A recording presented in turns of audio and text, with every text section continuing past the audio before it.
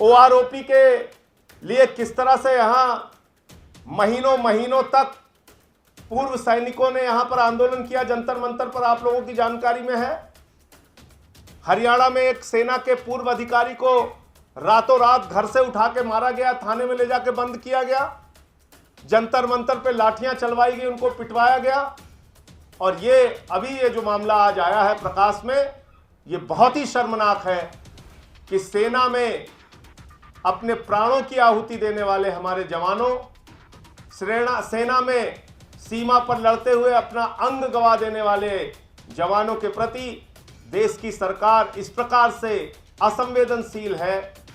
ये बहुत ही शर्मनाक और दुर्भाग्यपूर्ण। सीमा पर लड़ते हुए अगर हमारे किसी जवान की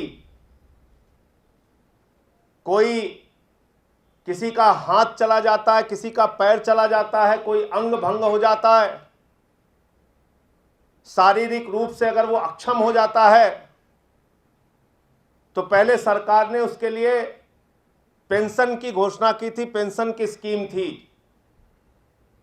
उस पेंशन की स्कीम को, डिसेबिलिटी पेंशन को नरेंद्र मोदी जी की सरकार ने, केंद्र सरकार ने 45,000 से घटा के 18,000 रुपए कम करके लगभग 27,000 रुपए करने का, 27,000 रुपए उसको करने का काम किया। 45,000 से उसको घटा के 27,000 रुपए करने का काम किया डिसेबिलिटी पेंशन को। तो ये जो राष्ट्रवादी अपने आप को बनते हैं, देशभक्त बनते हैं, पूरे देश में सच्चे देशभक्त बनते हैं और दूसरों से देशभक्ति का प्रमाण पत्र मांगते हैं, मैं पूछना चाहता हूं ये शर्मनाक फैसला कैसे, इस फैसले पर रक्षा मंत्री के पेन की स्याही कैसे उनकी हिम्मत हुई चलने की, ये देश को उनको बताना चाहिए।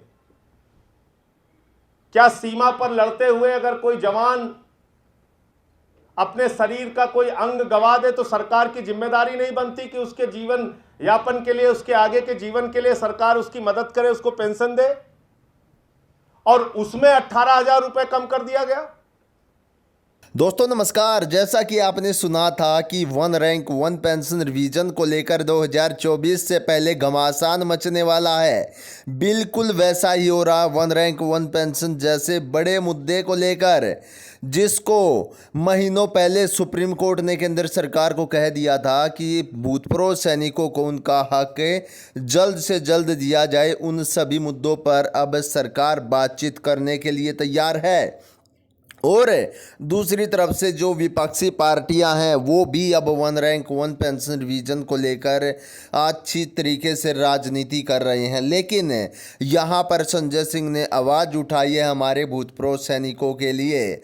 आखिरकार वन रैंक वन पेंशन जैसी लंबित मांग कैसे पूरी होगी, किस प्रकार से सरकार ने वादे किए थे और फिर मुकर गई, सारा मोदी का भांडा फोड़ दिया है। उससे पहले हम आपको बताना चाहेंगे सुप्रीम कोर्ट के द्वारा जो आदेश दिया गया था उसके अंतर्गत दोस्तों हमारे भूतपूर्व सैनिकों को अब तक one rank one pension revision जैसे बड़े मुद्दे का फ़ायदा मिल जाना चाहिए था। और जो उनको असली पेंशन है, उनकी जो असली पेंशन के हकदार हैं, वो पेंशन भी अब तक उनके खाते में आ जानी चाहिए थी। लेकिन सरकारें अपना उल्लू सीधे करने का काम करती हैं, उसके बाद ना तो वो किसी भी भूतपूर्व सैनिक को जानते हैं और ना ही उनको one rank one pension revision के बारे में पता। ऐसा हो जाता है सत्ता में आने के बाद, और ऐसा हर बार देखा गया। जिस प्रकार से 2014 की रैली में देश के प्रधानमंत्री ने रेवाड़ी में एक बड़ी अनाउंसमेंट की थी कि हम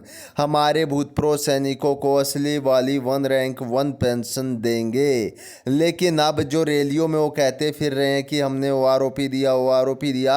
हमारे भूतपूर्व सैनिकों से पूछकर देखना देशवासियों कि कितना ओआरओपी उनको मिला है। क्या वो इस चीज़ से खुश हैं कि उनको ओआरओपी मिला है? जी नहीं, क्योंकि जो असली ओआरओपी था वो दिया ही नहीं गया।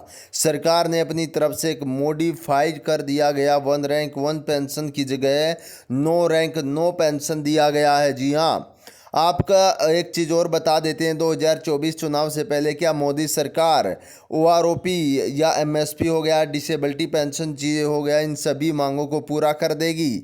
आपको क्या लगता है? कमेंट बॉक्स में हमें बताइए और आपके लिए ऐसी अपडेट जो न्यूज़ आएंगी वो लेकर आते रहेंगे। आज की वीडियो में इतना ही, फिर मिलते हैं बहुत जल्द। तब तक के लिए जय हिंद, जय भारत।